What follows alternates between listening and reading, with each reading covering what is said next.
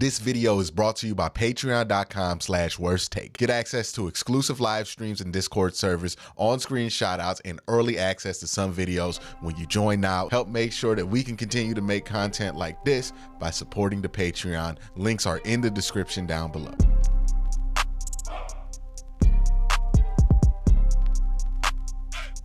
These Cleveland Browns have their legacy on the line in 2024. What does that mean to me?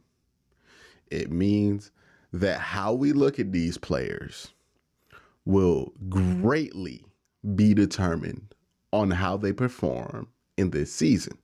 They perform well, people in Cleveland, myself, will have a positive view of them and will give them the benefit of the doubt for years to come. If they don't play well, that might be the straw that breaks our backs with these players.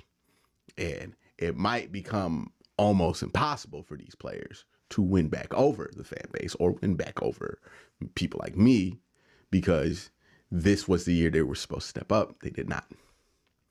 So who are these Browns whose legacies are on the line? Now, some guys' legacies are on the line in a much different way than others. But we're going to start here with Juan Thornhill. Now, Juan didn't get that much negative conversation generated about him this year. And I would categorize this as an okay year for Juan Thornhill. But is that what we expected? Now, I know he got hurt during most of this, and he was hurt not most of the year, but it felt like he was dealing with injury all year. But Juan, probably would stand to step it up.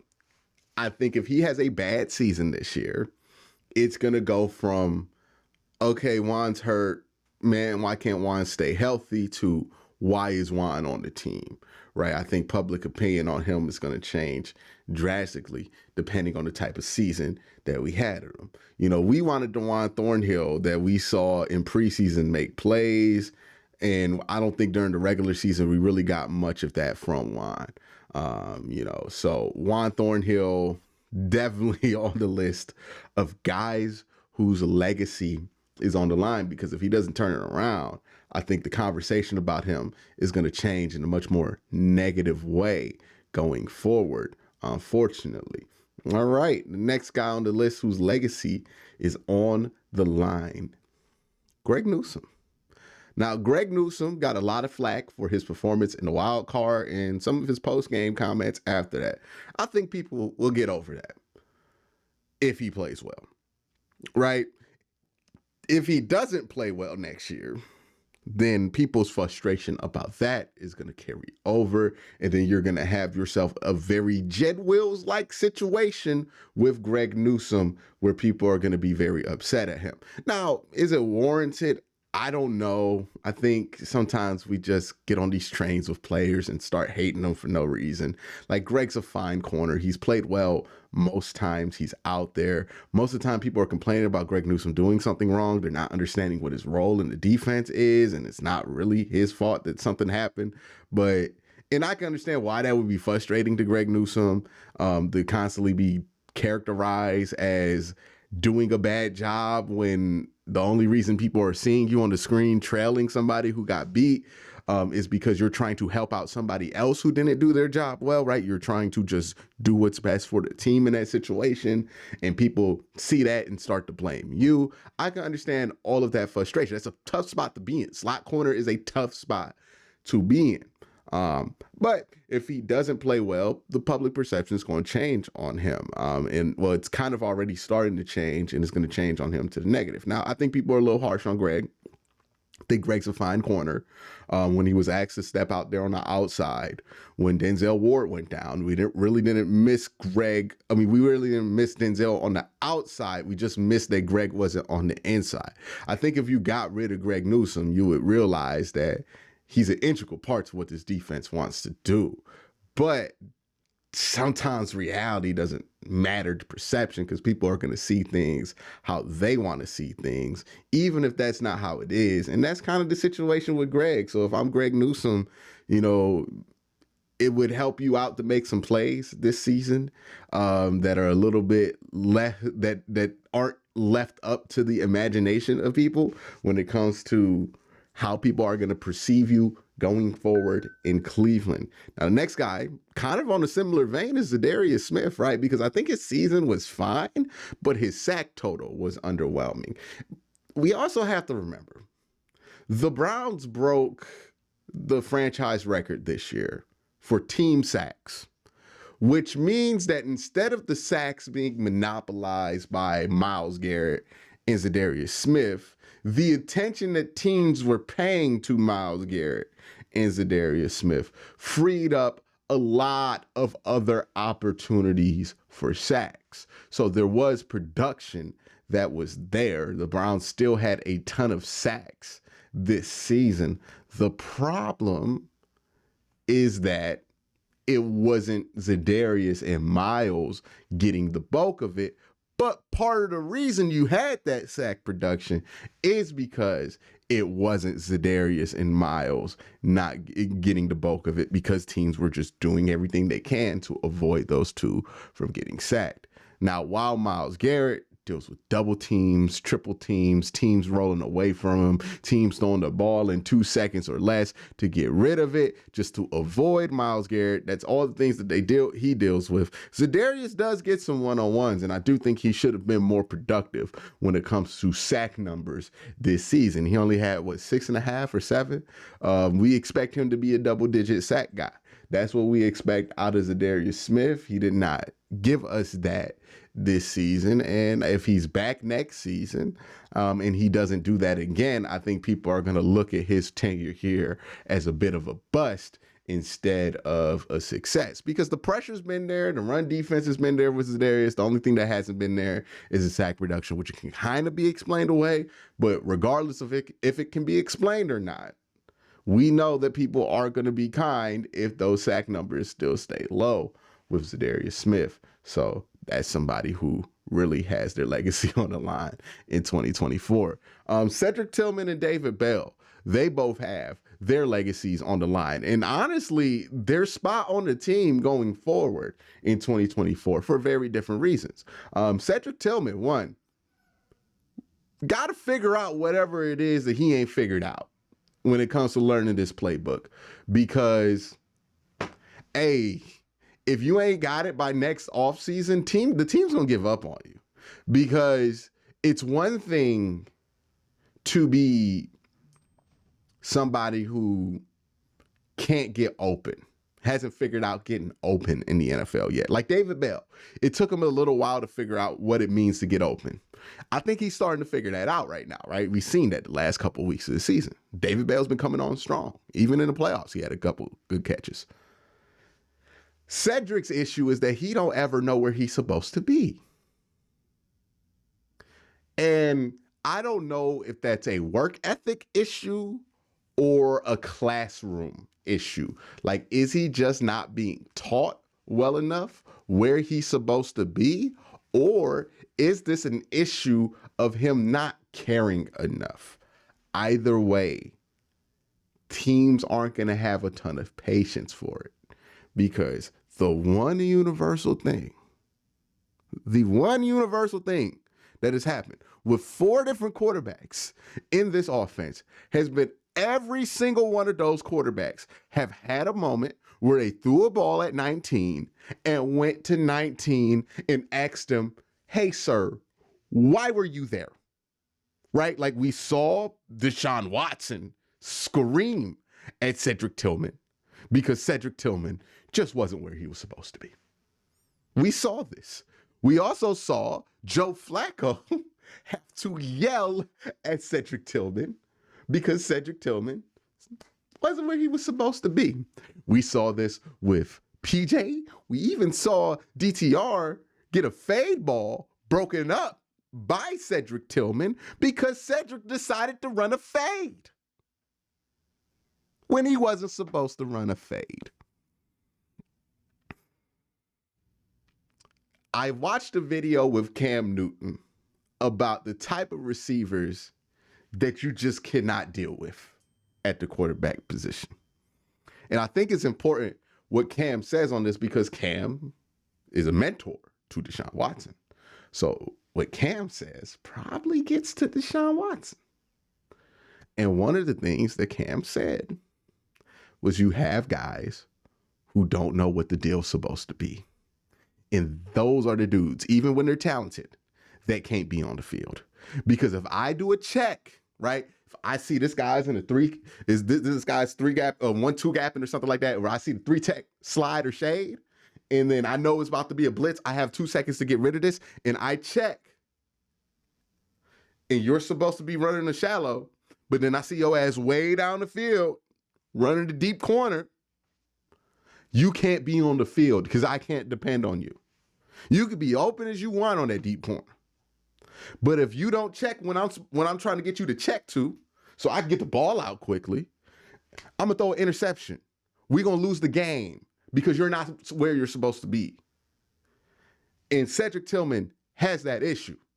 For whatever reason, every quarterback on this team has complained to Cedric Tillman about Cedric Tillman not being where Cedric Tillman's supposed to be. From week 1 to week 18, and it ain't got fixed.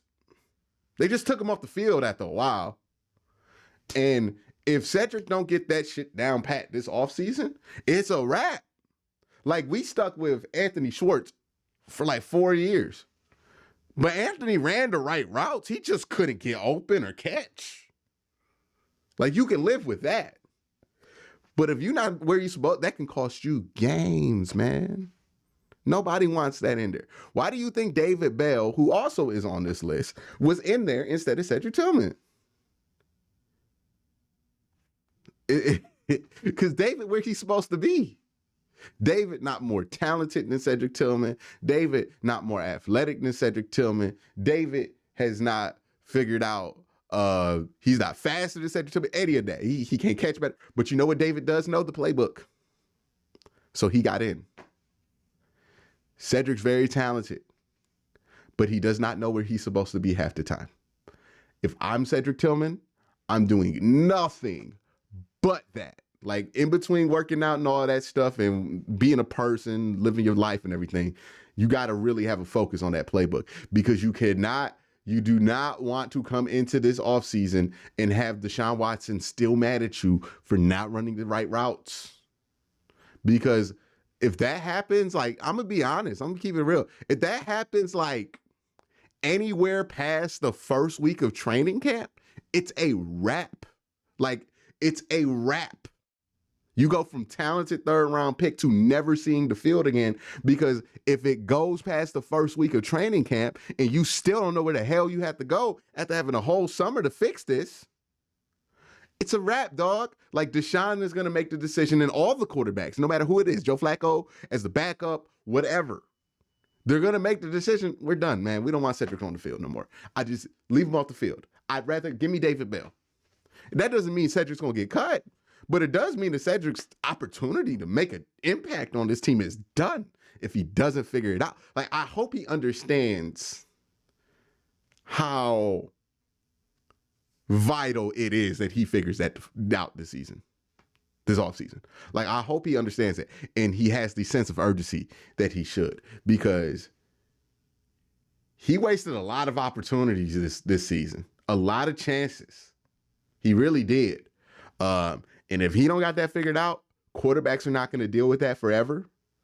And I promise you this, if it happens in OTAs, if it happens in mini camps, if it happens in voluntary OTAs, and then it happens also the first week of training camp, he ain't gonna make it out of West Virginia with no role on this team, dog. He gonna be with the 4th, 5th stringers in the 4th quarter of that preseason game, wondering why he can't get an opportunity, because you don't know where you're supposed to be. Quarterbacks ain't gonna deal with that shit. Unless you Randy Moss, quarterbacks ain't going to deal with that shit. And Cedric Tillman's very talented. He's not close to Randy Moss. David Bell has an opportunity because he's figured that out. He's where he's supposed to be. He's running the right routes. He's blocking. Hey, Deshaun might use him.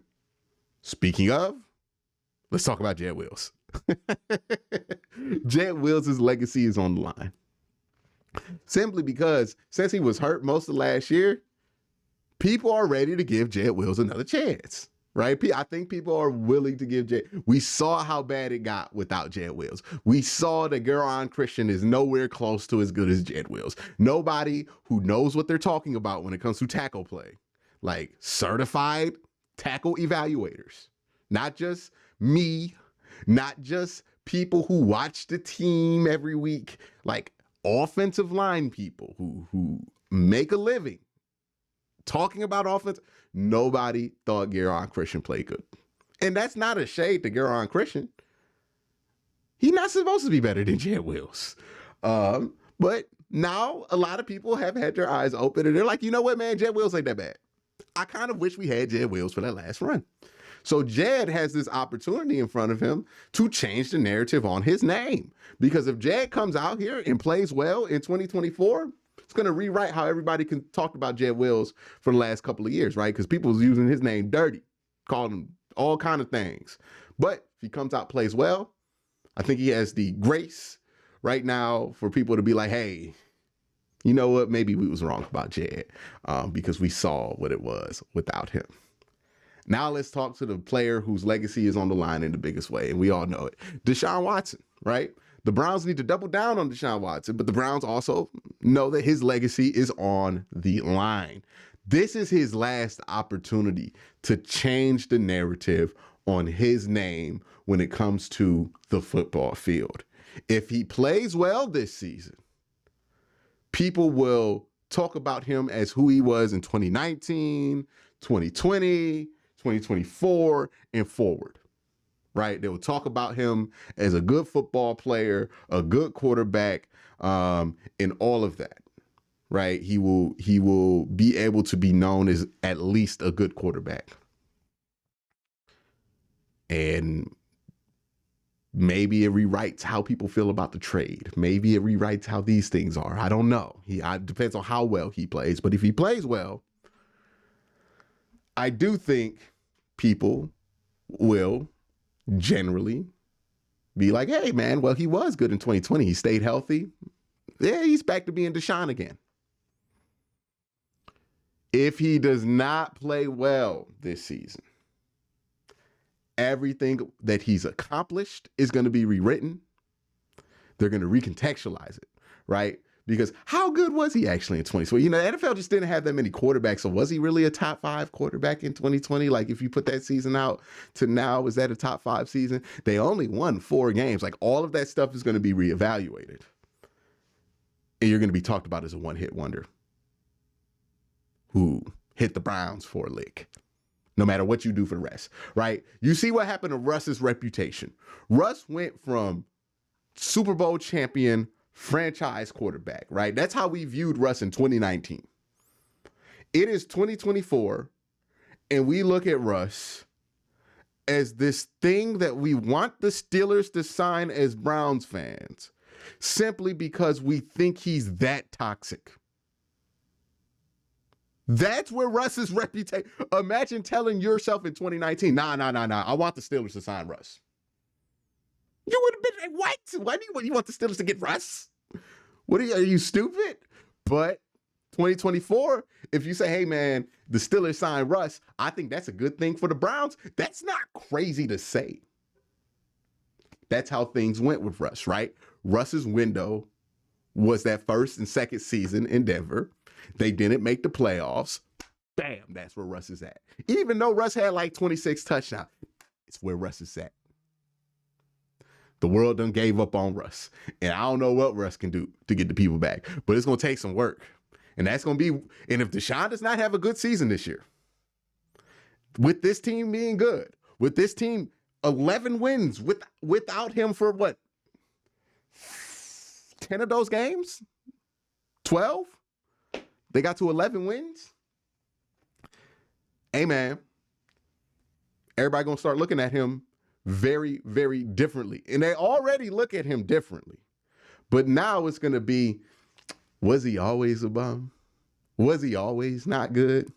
His legacy is going to be rewritten. It's on the line. If he wants to retain that good quarterback reputation, he got to play well this year. Because if he doesn't, it ain't coming back. And we might give it back to Russ if he has a couple of good years in the twilight. But Deshaun, nobody's going to be wanting to do that for him. So legacy's on the line for him, man. The legacy's on the line for a lot of people this season. A lot of expectations, which means a lot of things on the line. But that's my thoughts. Let me know what you think in the comment section down below. Y'all have a great day. Have an even better night. Peace.